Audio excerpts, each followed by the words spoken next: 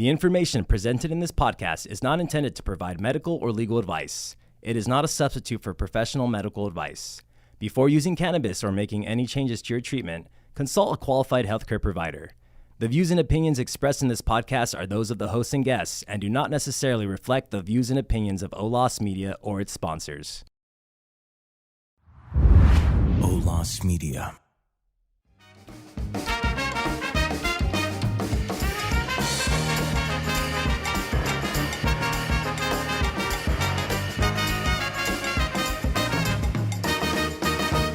This is Cannabis Enlightened with Dr. Leroy. Hey, everybody. Welcome again to another delightful podcast episode of Cannabis Enlightened. This is Dr. Leroy coming at you. And, I am delighted to have in the studio today Ruben Villasenor, who is going to tell us everything we need to know about an experience or enjoying the experience with cannabis. But before we get into today's program on education and how to get the most from your cannabis experience with Ruben Villasenor, I want to share some thoughts with you on my opinion of cannabis and how cannabis fits into our daily lives from the standpoint of benefit. I think most of you know that I feel that cannabis has a medical benefit to many people. You've listened to many people on my podcast that have talked about cannabis and what cannabis has done for them from a medical standpoint. But I also want to talk about in terms of ownership and licensing, my opinion on what a license should be or do.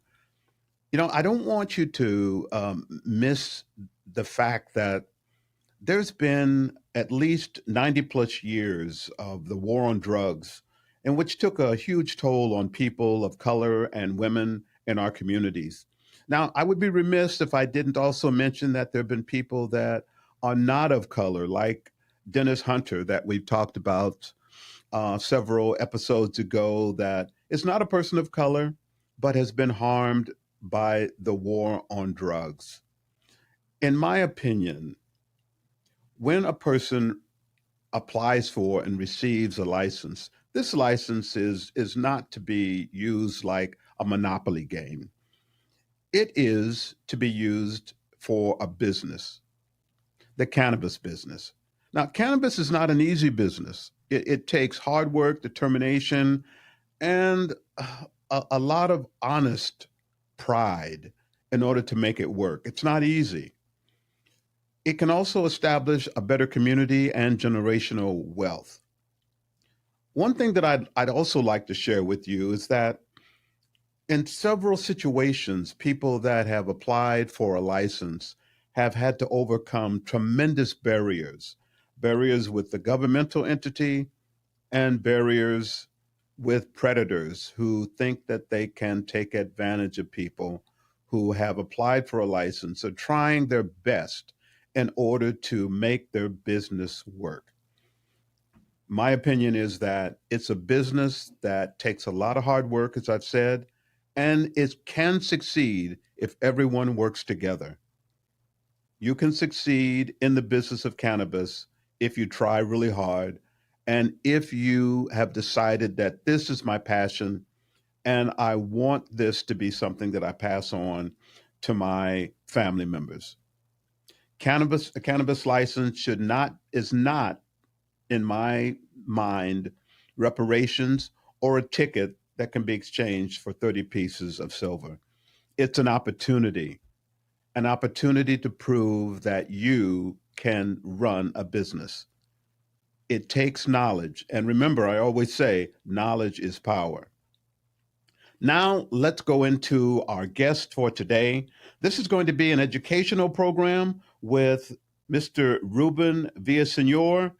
Ruben, on this podcast, I would like to talk about cannabis and what cannabis is doing for the listening audience who, indulges himself in it. But before we get to that, what I'd like to do is to have you briefly, introduce yourself and tell the listening audience a little bit about you. Sure.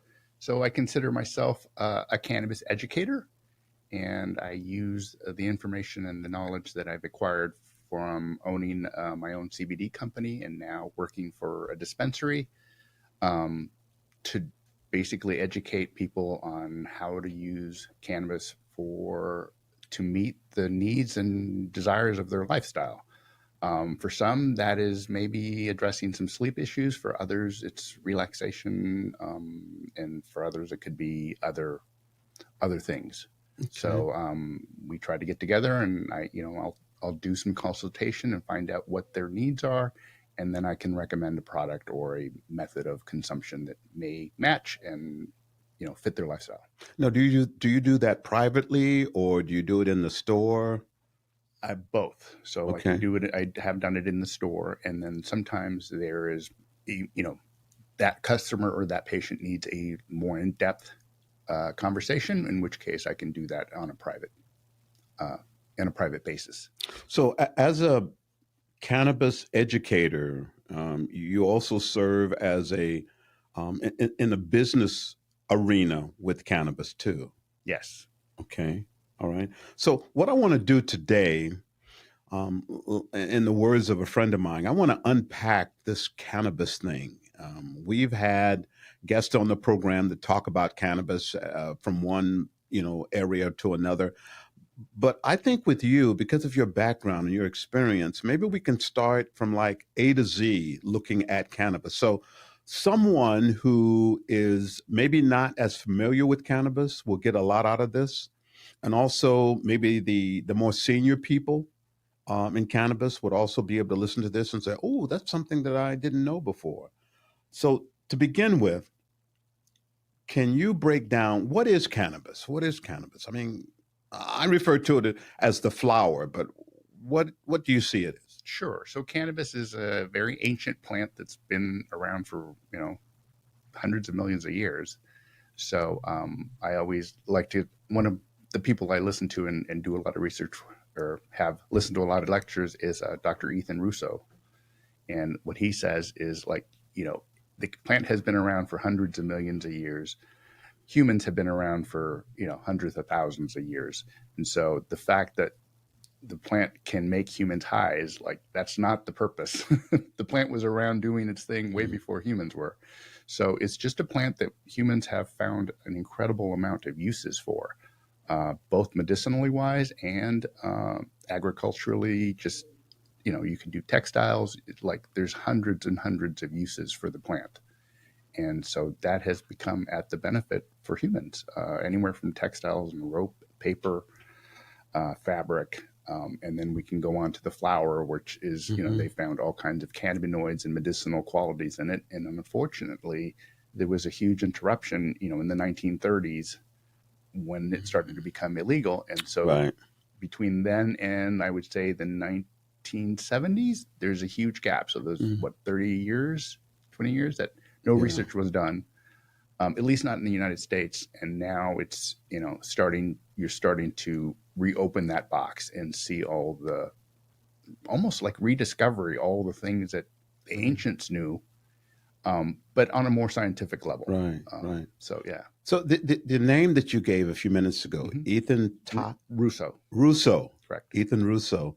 What is his affiliation with cannabis? So he is a neurobiologist, I believe is his correct title. And he was part of the team that worked for GW Pharmaceuticals and brought Epidiolex to the market.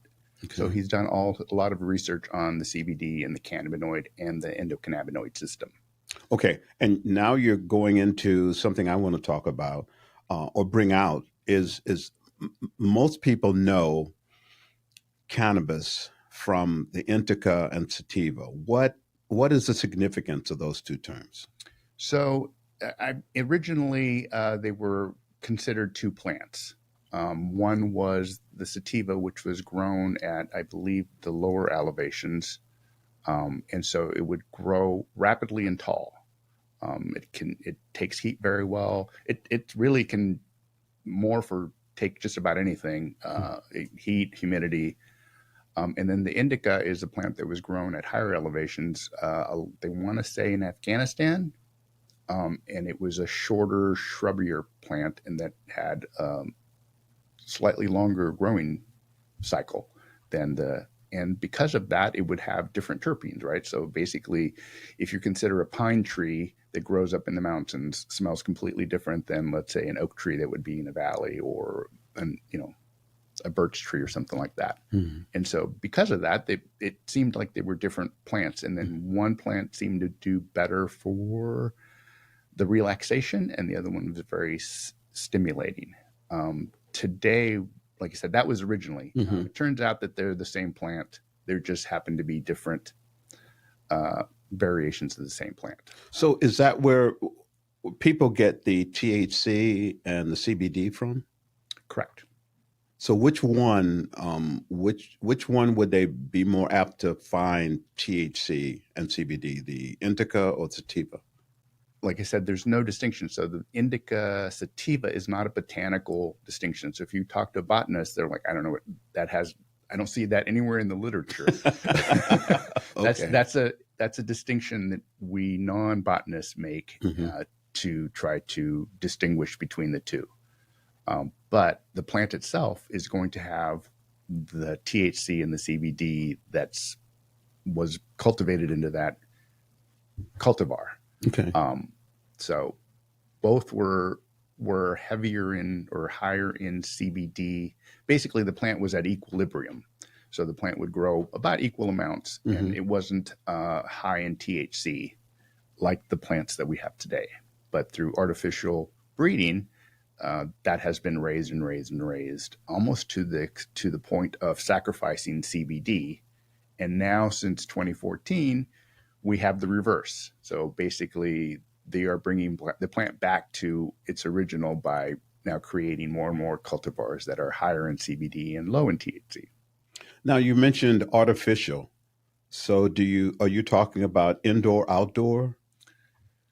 That and just the crossbreeding Okay. of different cultivars. Crossbreeding of the, I guess the indica and sativa plant, or is that a good way to look at it? Yes, we can use those distinctions to generally talk about the differences. Okay. But yes. Okay. So what is the benefit? I mentioned indoor. What's the benefit of an indoor cultivation over outdoor? So the benefit of an indoor cultivation is you can control everything. Okay. From pests to sunlight to moisture to airflow to the soil you use. Like I said, versus outdoors, which is you have to kind of take what nature gives you. Yeah. And so the example I use is like if you were going to grow a plant, a strain or a cultivar out in the Coachella Valley, which is, typically can reach 110 degrees and it's very hot and dry, that cultivar is going to grow in a certain pattern or a certain way and have a certain terpene profile. If you take that same cultivar and grow it up in Humboldt County, it will have a completely different, similar but completely different terpene profile because the climate is different, the soil is different, the weather conditions are different. All that comes into effect. So indoor is where you can control all that. Outdoor, you're kind of at the mercy of nature. So you're going to get a different type of plant, a different type of sativa or indica, or maybe I shouldn't use those terms when you're talking about indoor, outdoor. What is going to be the difference? Somebody comes into a dispensary and says, I want something that was grown indoors. Should they also talk about indica and sativa? Yes. Okay. So they would say, I want something that was grown indoors that's indica. Perfect. Yeah. So then that would work. We could work. Yeah. Okay. That could work. All right. Now, I've heard this term before. Some of my audience has contacted me and said, Dr. Leroy, what about, I know about, THC and CBD, but what about CBDN? What is that going to do for them? Sure. So CBN is what happens to THC after it starts degrading. It will metabolize and become CBN. Okay. So it's CBN. It's not CBDN.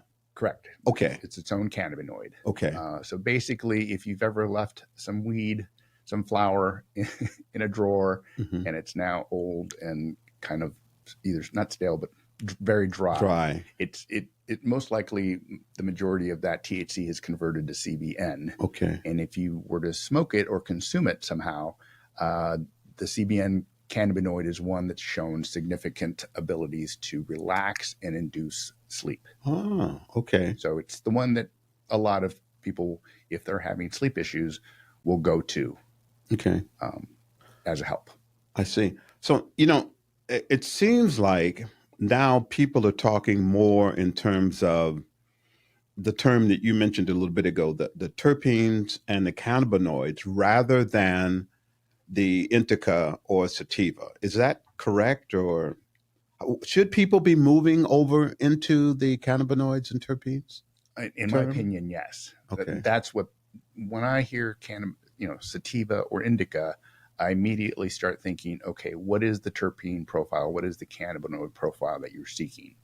And it does happen that indica will have a set of terpene profiles and cannabinoid profiles, and sativa will also have a set. Now, when you say profile, what should a person be thinking about?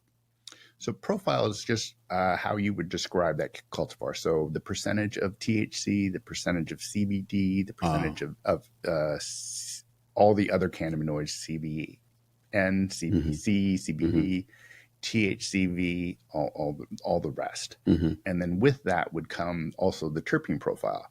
So is it skunky? Is it citrusy? Is it piney smelling? Is it lemony, citrusy smelling? Because all those work in combination to achieve the result. So you will find that like sativas are sometimes the ones that are more in the citrusy smelling, piney smell. And you will, if you think about it, you smell a lot of that in cleaning products. You'll have lemon pledge or pine sol or something like that, because it's very uplifting, invigorating. And so that profile will pass on to a strain or a cultivar. Whereas lavender, myrcene, beta caryophyllene, which is like pepper smell, would be the sedative or the relaxing. Lavender, obviously relaxing. And so you will find those in indicas. But in today's cultivars, you can do a hybrid that can do either one. You can actually get a sativa that is very indica leaning or has that profile, and you can get a indica that has a sativa profile. So like I said, to me, it's more important that you address what you're trying to do at the end. And then I can build we can look for a cultivar that has those qualities that would match your needs. Now, you say what you're trying to do at the end. Do you mean what you're trying to achieve, what feeling? That could be an end, or if they're trying to address a specific desire, like I said, relaxation or creativity, things like that, you would want to, closely match the profile to that to get there. Okay, so a person comes in and says, I am having a difficult time sleeping. What should so they're pretty much laying themselves out to you. I'm having a difficult time sleeping. I don't know from indica or sativa or terpenes or cannabinoids. What should I do? So then I would take them and show them, like I said, I would start explaining the terpene profile and the cannabinoid profile, because that's what they're looking for. So if somebody was asking for help for sleep, then I would say, look, you want something that's higher in the myrcene or the lavender, limonene terpene. You want cannabinoids like CBN. You want some THC in there. You want some CBD in there. You maybe don't necessarily, maybe you want to look for something in the mid 20s as far as the THC percentage, and maybe 3 or 4% CBD. And then once they have the profile, then they can start worrying about whether an indica matches that or a sativa matches that, because that's literally what you want. So it's like if you were to go buy a car and you say, okay, these are the 8 features I want in a car, and now we can start going, well, do you want a Ford or do you want a Chevy? Because they both make something that fits. Do you want a luxury car, or is this going to be a utilitarian truck? And so that's the indica sativa. It's like there's many ways to get there to that. But what you really are, the 8 things that you think are important are maybe power steering or air conditioner if you live in the desert. I mean, that's really what you want. And you're not so concerned whether the outside of the car is green or blue or yellow. When people talk to me about cannabis, they find out that I'm in the cannabis industry. And they're okay until I start talking about THC. And then they start feeling, well, I don't want any THC. And I try to convince them that, you need a little bit of THC in whatever you're going to do. What's your opinion of that? You really do. THC seems to be a catalyst to get all the other cannabinoids working and activating. And it also is the prime thing that activates our endocannabinoid system. You can get there. You can do it just with a single cannabinoid, but it's very difficult. And I also found out that this idea of a single cannabinoid comes from our current medical system. So like when a drug is discovered, or basically a plant is discovered, let's say cannabis, and then you take it to the drug company, and the first thing they want to do is they want to strip away and find out the active ingredient. Right. And you'll see in all your medications, it'll say, blah, blah, blah, blah is 2%, and that's the active ingredient. And then there's a list of other chemicals and products in there that are just the binder and what keeps the capsule or the injection or the liquid. It's the carrier. It's a carrier. It's really inert. It doesn't do anything. It's just the 2%. And you mentioned the term endocannabinoid system. Is that within all of us? That is within, yes. Every mammal has that. And it's basically, it's like the air traffic controller for all of our systems. And when I say systems, I'm talking like digestive system, circulatory system, skeletal system, just all of that. And so the air traffic controller basically, like an aircraft in real life, makes sure that everything is running smoothly, that the planes are coming in and not at the same time that something's taking off. And so basically what you want is the body to be homeostasis. So everything is working well and functioning like it's supposed to. Okay. That's what that does. And so when you are injured or you have acid reflux or something like that, your body is out of homeostasis. One thing is taking up more energy or doing something that like the body doesn't want it to do. And so the endocannabinoid system says, hey, get some white blood cells down to that area. They need help. Apparently, whatever the crew that we sent down there is not enough. So let's get some more help down there. Wow. And that's what that does. And so one of the things I find, especially when a lot of people come in to look for help with sleep, is that to them, sleep has become the problem or become the issue. And I always have to point out that, like, no, sleep is a symptom of the actual problem. Let's address that. So maybe you have internal swelling or internal inflammation that you're unaware of, but now it's become such a problem that it's interrupting your sleep. We take care of the swelling, the sleep comes back to normal. Okay, so when you take care of the swelling, what do you use to take care of the swelling? So we can use cannabinoids such as CBD and THC and such as that. And then that helps the body heal itself. And that's really what we're talking about. So in the US with our pharmaceutical companies, we've come to this belief that we can take a pill for anything. True. And like I said, they try to boil it down to the active ingredient that they can then synthesize, because in the US you can't patent a plant. And so what they've done is they've come to the conclusion that THC is the active ingredient, and then somebody invented Marinol, right, which is synthesized THC. And then they can patent the procedure on how to synthesize Marinol. And that's why everything was like every discovery that you hear about that's like, oh, we found this plant in the Amazon, it's good for appetite suppressant. They bring it back, they do some research, and then they find the active ingredient, and then they synthesize it. Well, the synthesization problem the chemist creates, that can be patented. Now they have control of that. Mm-hmm. You could just go use the plant. Okay. So, it sounds to me like what you're talking about is that everybody needs to embark on some type of, at some level, cannabis education, which would bring them into being maybe a cannabis professional because they know more about the cannabis plant. Sure. Although, I mean, in the perfect world, that would be great. Mm-hmm. The reality is most people don't want to get into the chemistry and that kind of stuff. And so they'll just come into the dispensary, like I said, and in vague terms say, I need to address my sleep problem, or I need to address my pain problem. Okay. And that's what they're used to, like I said. And so if I were to recommend an edible, and I would say, here's some edibles, eat one gummy every day. Mm-hmm. That's kind of what they hear. That's what we're trained as. Like, you take this pill and it's supposed to function. Now you're moving into the next thing I want to ask you about, and that is the different ways to consume cannabis. So most people probably know of smoking. That brings its own, pros and cons.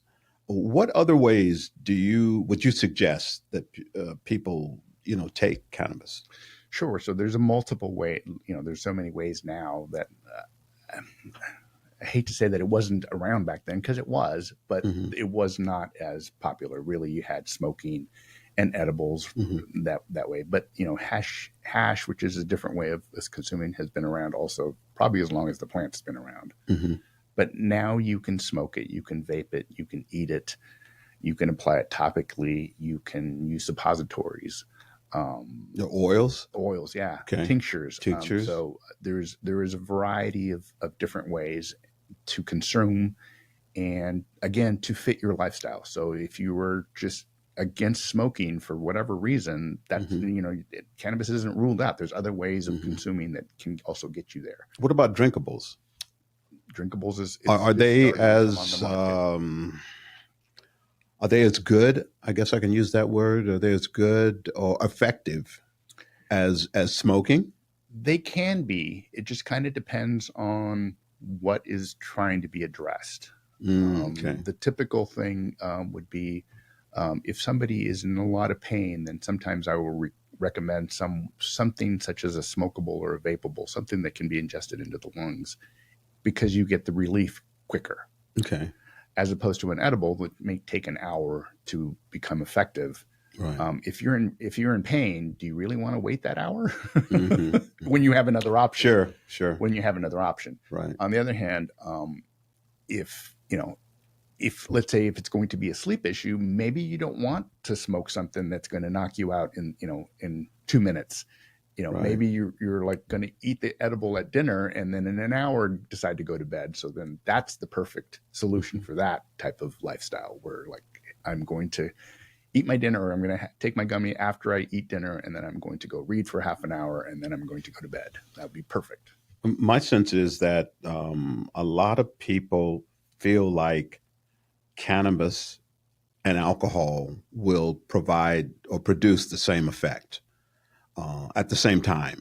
And I try to tell them that, no, that's not the case. No, they're actually fighting against each other. So the alcohol, and I guess they're used to the alcohol effect. Correct. More so than if they take a drink or two or a shot, which would be the straight alcohol, that would have a tendency to get to them faster than an edible. Correct. Okay. And why is that? Well, because liquid goes through the body faster. Okay. Right. So it just processes it faster than a solid. A solid has to be broken down before it can be absorbed into the system.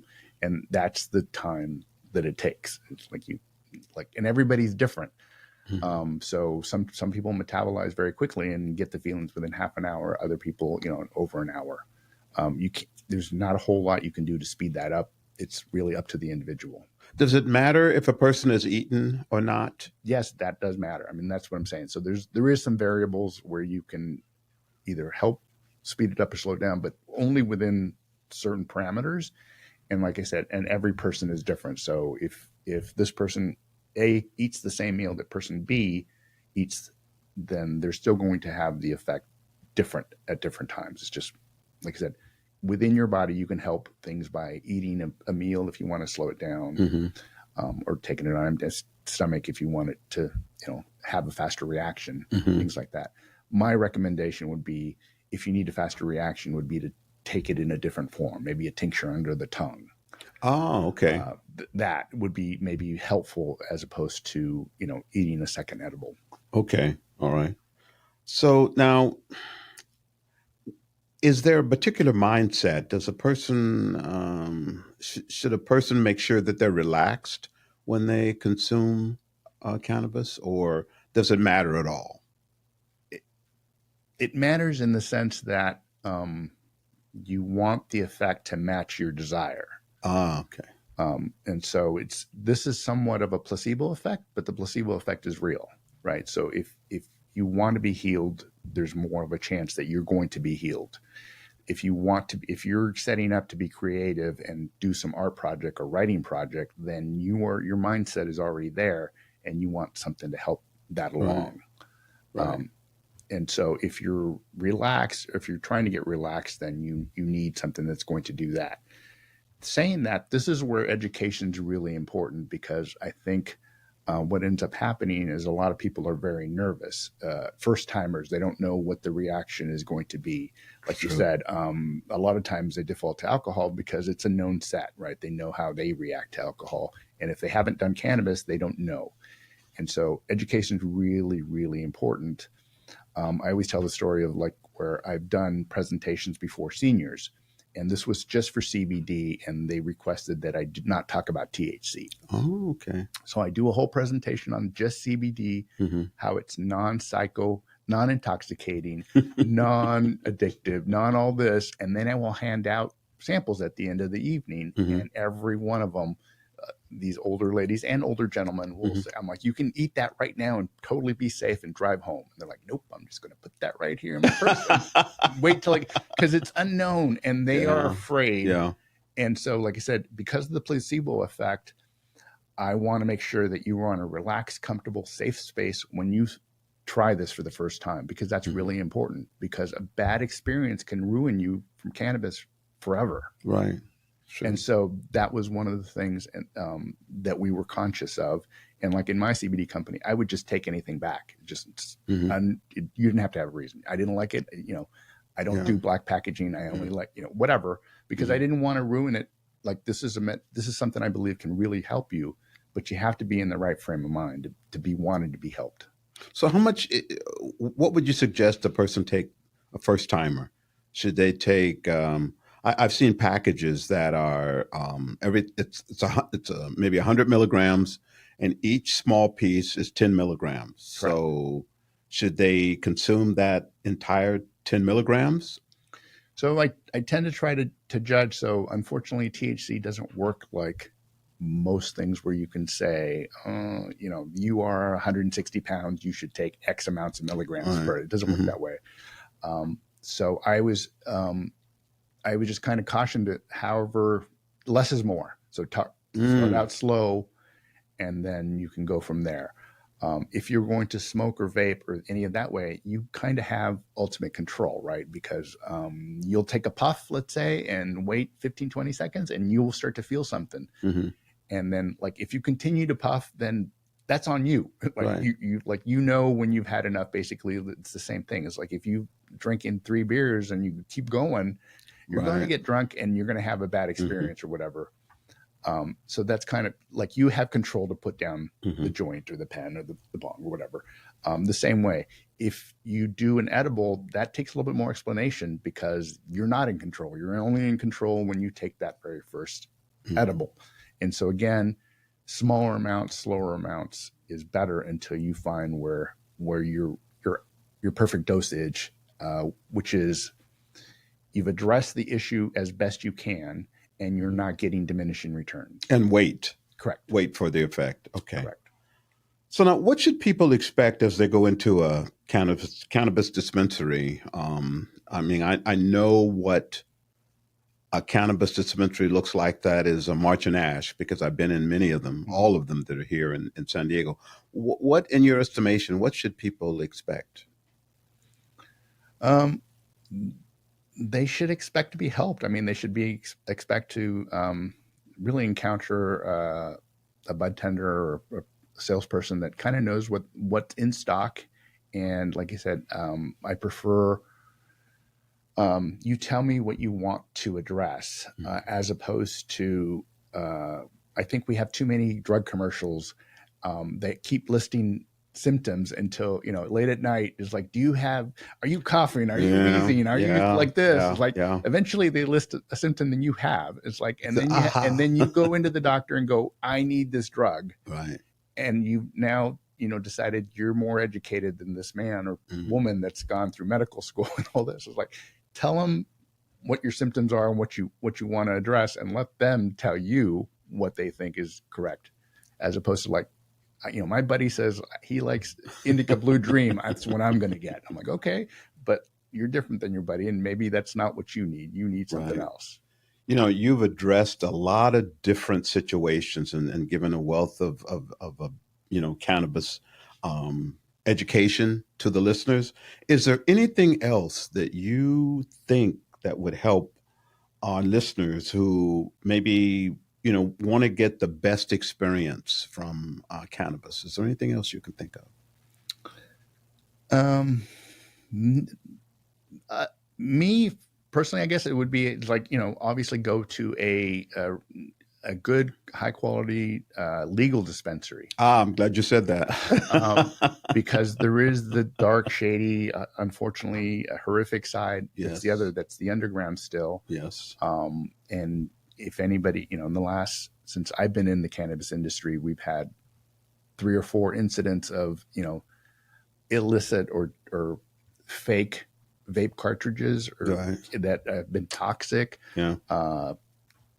Cannabis that has not been properly processed, that is high in pesticides. This is always still the struggle to do it in a safe, clean way. And like I said, going to a legal registered dispensary is one way to, as best you can, to try to get there and not end up with something bad that could be toxic. Yeah. When my friends ask me, I see a lot of different, dispensaries as I drive, up and down the road. I always say, listen, my sponsor is March and Ash. I know that they're legal, they're legit. You can go in any store. It's well lit up. The bud tenders are very knowledgeable. So I think you're going to get the best information and probably the best experience from a legal, dispensary such as March and Ash. So I agree with you 100%. Ruben, I want to thank you for being so very gracious with your time. Without a doubt, I think that, you've provided a wealth of knowledge, information for our cannabis enlightened listeners. How would folks maybe get in touch with you? I'm sure that they want to, maybe talk with you or maybe visit you, somehow get in touch with you. How would they do that? Sure. So I'm on Instagram. I'm on Facebook. I happily give out my cell phone number. Sure. Whatever information you want to give. Sure. So I can always be reached at my cell phone number, which is 805-807-2296. I am on Instagram at Healthy Haunters. And then I'm at Facebook under my name, Ruben Villasenor. Okay. Are there any projects that you're involved with currently? No, just like I said, helping the dispensary that just opened up and, get their footing, and they're opening other branches. So I may continue doing the training and helping with them. And it's given me an avenue to continue with education. I'll do a speaking engagement whenever I'm asked to. So that's always helpful. And I'm just here, trying to pass on my knowledge and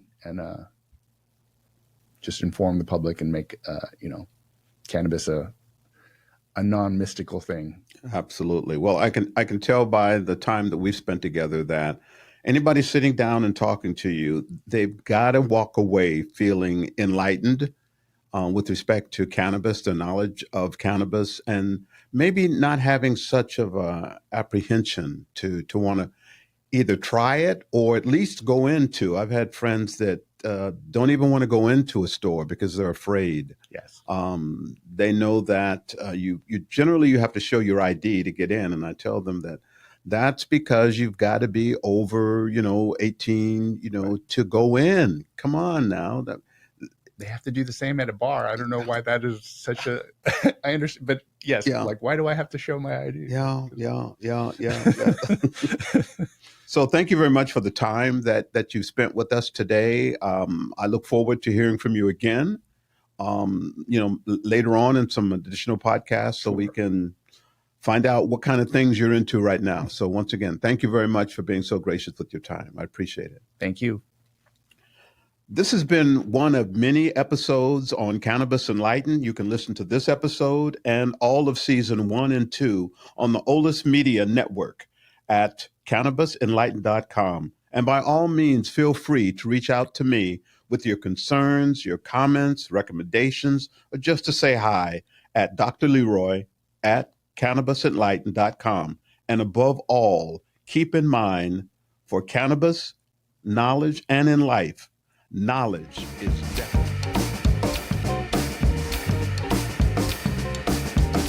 Thank you for listening to the Cannabis in Line podcast, sponsored by March and Ash. If you're interested in exploring more about the products and services offered at March and Ash, be sure to visit their website at marchandash.com.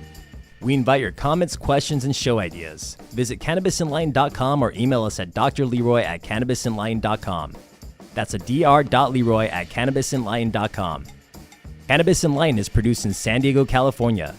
Jessica Garcia serves as the general manager, Elia Ramos as the creative director, JC Polk as executive producer and founding partner, Lena Alvarez assists with production, and Chad Peace, who is a president and founding partner. To learn more about March and Ash and their premium cannabis products, visit their website at marchandash.com. This podcast is a production of Olas Media. Thank you for listening. Olas Media.